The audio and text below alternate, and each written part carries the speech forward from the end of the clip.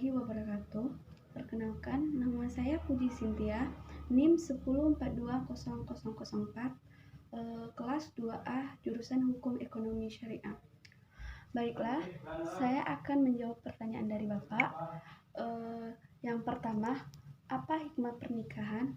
A. Menjadikan hidup lebih tenang dan tentram. Sudah banyak sekali Allah dan Rasul-Nya bersabda bahwa menikah memiliki banyak sekali keutamaan, dan bahkan Allah juga sudah berjanji akan memberikan ketenangan dan ketentraman dalam hidup jika menyempurnakan agamanya dengan menikah. B. Dijauhkan dari perbuatan maksiat. Untuk mencegah dari perbuatan maksiat adalah dengan melakukan pernikahan. Dengan adanya pernikahan, maka seseorang akan bisa meredamkan naluri seksualnya ke jalan yang halal dan diridhoi oleh Allah. C. Pernikahan jalan terbaik mendatangkan keberkahan. Pernikahan sendiri tidak hanya membantu Anda menjauhi kemaksiatan, tetapi juga akan mendatangkan keberkahan karena sang suami akan bekerja lebih giat lagi untuk mencari nafkah yang halal untuk keluarganya. D. Menikah adalah untuk menghindarkan dari perbuatan tercela karena syahwat. 2. Wanita yang haram dinikahi terbagi dua, ada yang haram selama-lamanya, ada juga yang haram sementara. Siapa saja mereka? Itu semua beri penjelasan. Wanita yang haram dinikahi selamanya yaitu A. Faktor hubungan darah. Yang haram dinikahi selamanya karena hubungan darah adalah sebagai berikut: ibu, nenek, dan seterusnya ke atas, anak perempuan, cucu perempuan, dan seterusnya ke bawah, saudara perempuan kandung sebapak atau seibu, keponakan anak perempuan dari saudara kandung, saudara bapak atau seibu, bibi saudara perempuan dari bapak ibu dan yang semisalnya, seperti bibi-bibinya, baik ibu saudara kakek nenek kita. B. Faktor pernikahan yang haram dinikahi selamanya karena hubungan pernikahan adalah sebagai berikut: ibu tiri dari yang semisalnya seperti nenek tiri, semua istrinya kakek, dan seterusnya ke atas, istrinya anak atau menantu, istrinya cucu, dan seterusnya ke bawah, ibunya istri atau mertua, neneknya istri, dan seterusnya ke atas.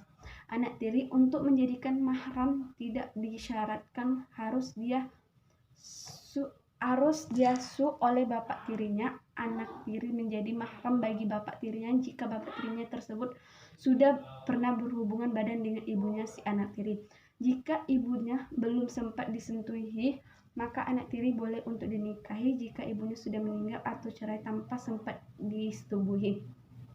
Dari sudut pandang perempuan, maka perempuan haram untuk dinikahi bapak tirinya, suami anaknya atau menantu, anak tirinya, dan bapak mertuanya. C. Faktor hubungan persusuan. Yang haram dinikahi selamanya karena hubungan persusuan adalah sebagai berikut: ibu susuan, dan kiaskan dengan adalah ibu-ibu susuan atau nenek susuan dan buyut susuan. Saudara sepersusuan termasuk di dalamnya adalah jika kita menyusu kepada ibu tirinya atau dia menyusu kepada ibu tiri kita. Anak dari saudara sepersusuan, bibi susuan, yaitu wanita yang satu susuan dengan bapak ibu kita. Anak susuan yaitu wanita yang menyusu kepada istri kita. Wanita yang diharamkan sementara yaitu 1. Memadukan seseorang wanita dengan saudaranya atau dengan bibinya.